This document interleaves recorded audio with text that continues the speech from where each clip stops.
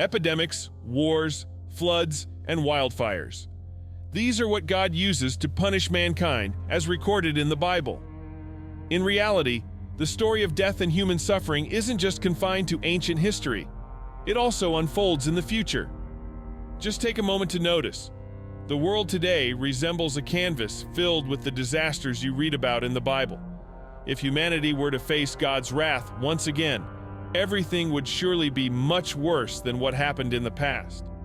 Right now, the question arises, will these disasters repeat themselves? And if so, when will they come? What can humanity do then? Together, we will address these pivotal questions in today's video. Welcome to the next installment, The Fate of Humankind.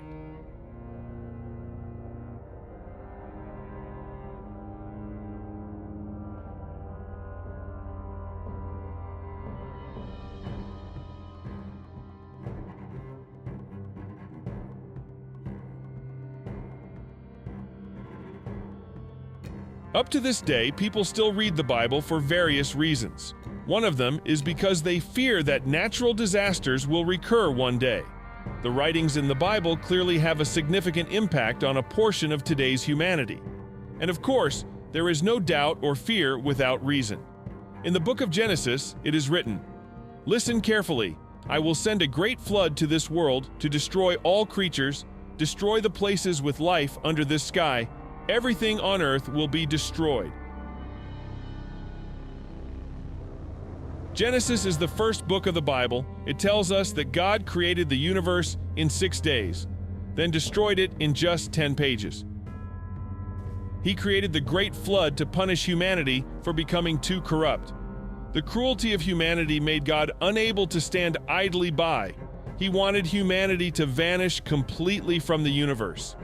Going back 7,000 years ago, a terrible flood wiped out an area nearly 100,000 kilometers squares around the Black Sea. This event could very well be the origin of the story of God's wrath. The Black Sea is located north of present-day Turkey. It is connected to the vast Mediterranean Sea by a canal called the Bosphorus. However, in 1998, it was unexpectedly discovered that this canal did not always exist. According to the hypothesis put forward by geologists, around 8,000 years ago, the water level in the Mediterranean suddenly rose, the enormous force of water broke through the natural dam at the Bosphorus, and all the water from the ocean poured into the Black Sea basin.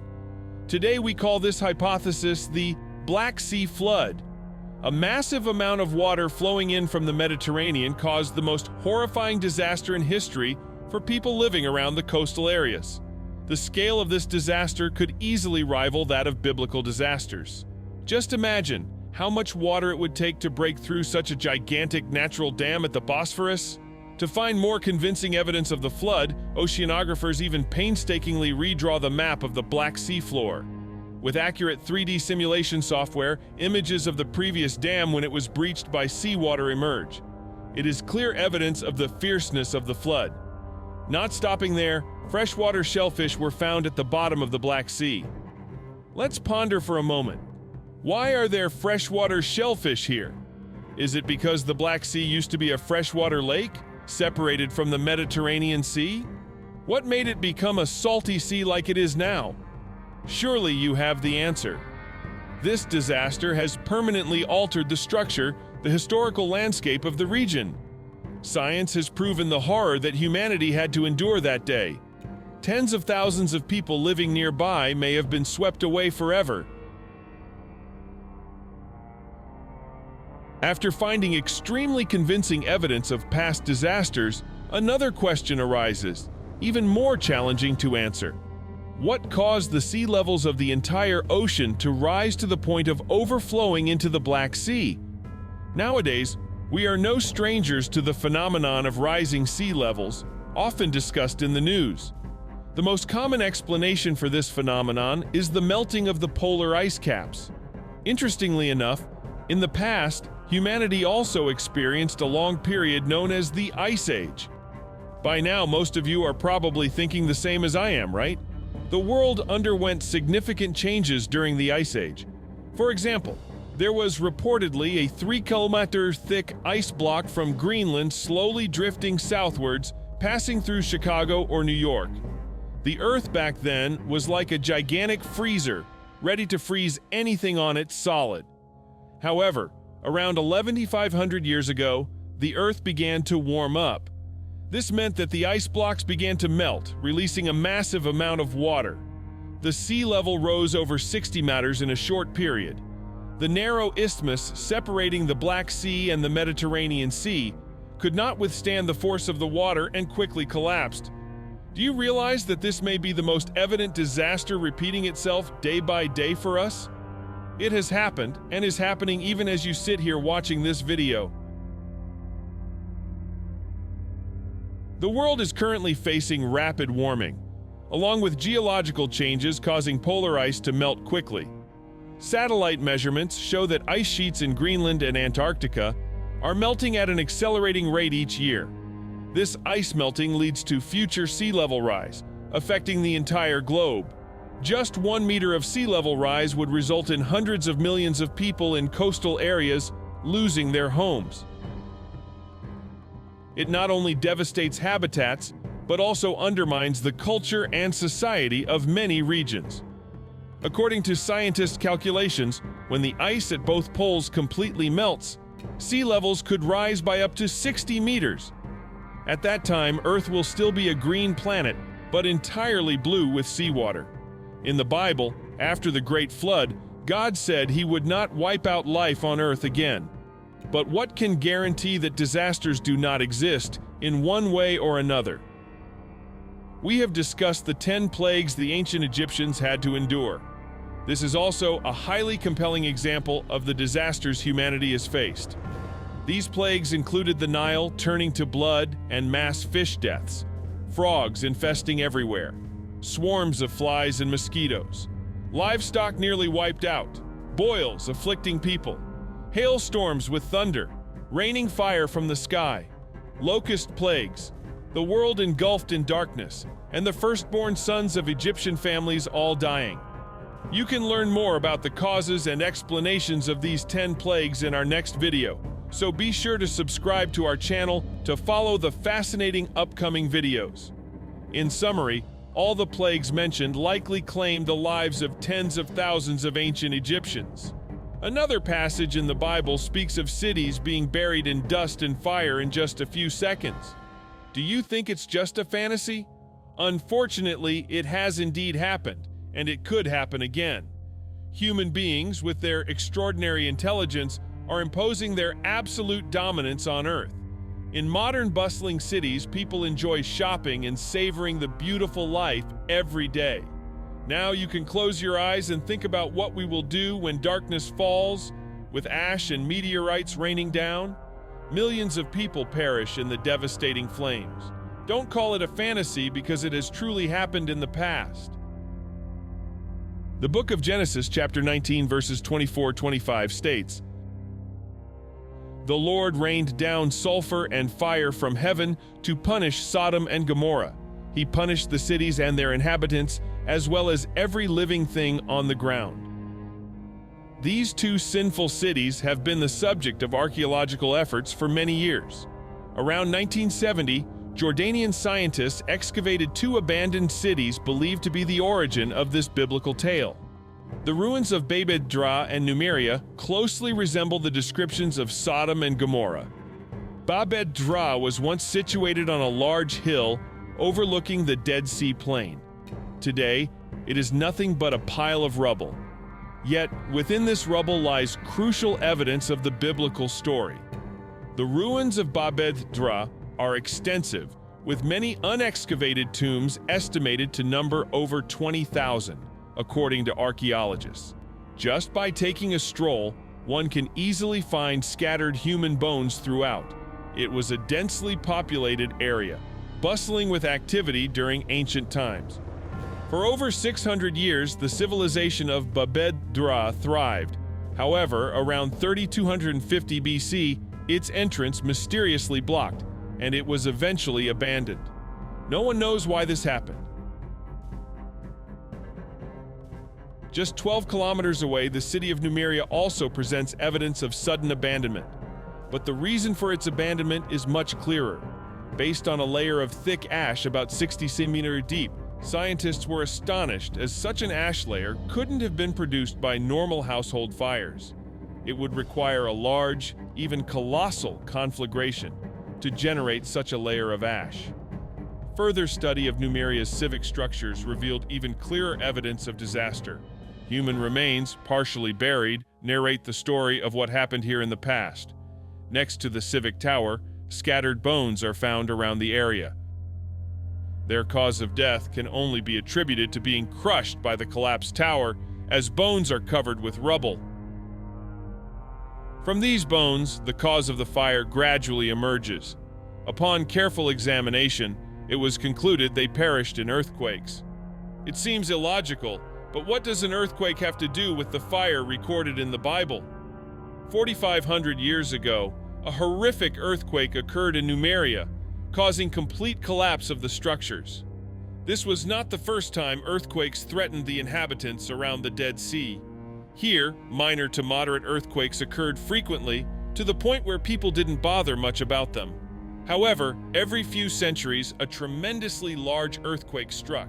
This was due to geological instability, as the city lay on the fault line between two tectonic plates, two large Earth's crustal plates. Now let's discuss the fire. There would be nothing remarkable if the Dead Sea region didn't contain so much sulfur. Sulfur exists here in both solid and gaseous forms. Even if you're not a chemistry whiz, you probably know how flammable this substance is. The Bible accurately mentions sulfur and fire. The earthquake thousands of years ago ignited the fire by releasing more sulfur from the Earth's depths. You may have heard of the ancient Roman city of Pompeii's history of destruction. Do you notice the astonishing resemblance between the two cities? The prosperous and lavish city on the Italian peninsula survived for over 1900 years, but due to the same reasons, a volcano eruption covered the entire city of Pompeii. When it resurfaced after over 1900 years, people were horrified by the harrowing scene of humans being petrified back then.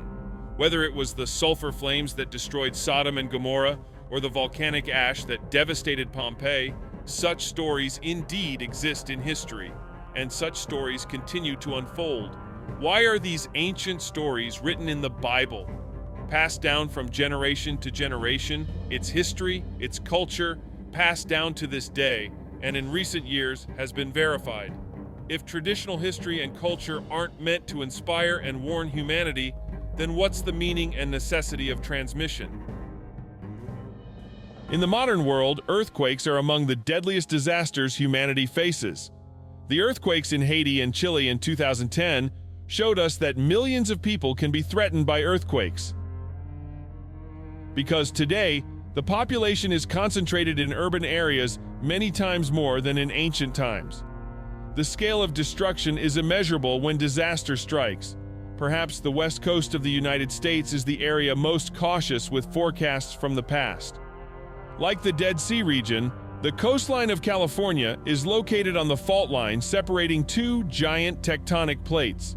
Both plates are still moving, and one day they will collide, increasing pressure gradually. The collision is sure to cause a major earthquake within the next 30 years. Southern California and Los Angeles are the two areas most at risk of earthquakes. Unfortunately, both places belong to the type of densely populated cities in the world. In the past 150 years, this area has not experienced any major earthquakes, so the impending disaster could be terrifying. Infrastructure systems such as electricity, water, etc., densely surround the city to meet the basic needs of daily life. Suppose when an earthquake occurs, gas, electricity, and water pipes are damaged, causing fires or flooding the entire city. What can we do? The answer is nothing. All we can do is sit still and wait. We have gone through floods, earthquakes, supervolcanoes. It feels like the end of the world is approaching for humanity. However, the final book of the Bible is the most accurate prophecy about the future of humanity. I am referring to the book of Revelation. Is what it writes just a dream, or is it happening in reality? a terrifying prophecy that overshadows all the disasters we have ever known. The four horsemen of the apocalypse include war, famine, disease, and death, bringing devastation. This appearance is described in chapter 6, verses 2 to 8. First is the rider on a white horse. The appearance begins as follows: "And I saw, and behold, a white horse, and he who sat on it had a bow. The rider on the white horse was given a crown, and he went forth conquering and to conquer." Various theories describe this horseman symbolizing invasion, but according to some interpretations, the first horse is called Pestilence. However, the origin of this interpretation is unclear. Another hypothesis is that the white horse represents the Antichrist, symbolizing false prophets. Some scholars also often interpret this white horse as Jesus Christ. Next is the rider on a red horse. "And there went out another horse that was red, and power was given to him that sat thereon to take peace from the earth, and that they should kill one another. And there was given unto him a great sword." This rider symbolizes war and can take away peace from the world. Then comes the rider on a black horse. The third event opened. "Behold, I saw a black horse, and he who sat on it had a pair of scales in his hand. I heard what sounded like a voice in the midst of the four living creatures saying, 'A quart of wheat for a day's wages, and 3 quarts of barley for a day's wages, but do not damage the olive oil and the wine.'" Lastly, the pale green horse, the embodiment of death. The fourth appearance has also come. "Behold, I saw a pale green horse, and his name that sat on him was Death, and hell followed with him. Power was given unto them over the fourth part of the earth, to kill with sword, and with hunger, and with death, and with the beasts of the earth." The rider of the fourth horse symbolizes death that can come from various causes. War, famine, or disease all lead to the ultimate end, death. Death follows relentlessly, taking the life of the victims without mercy. There was no more living thing left, only darkness reigned. Stars fell from the sky to the earth. Astrophysicists may argue a lot about this prophecy. In many places, people talk about stars falling from the sky as a disaster that could destroy humanity in an instant. The final catastrophe may come from the sky. It is no coincidence that Revelation is the last book of the Bible. Many believe it is also the final chapter for the history of mankind. But the book of Revelation also describes a different future, where the sky changes the future of the earth.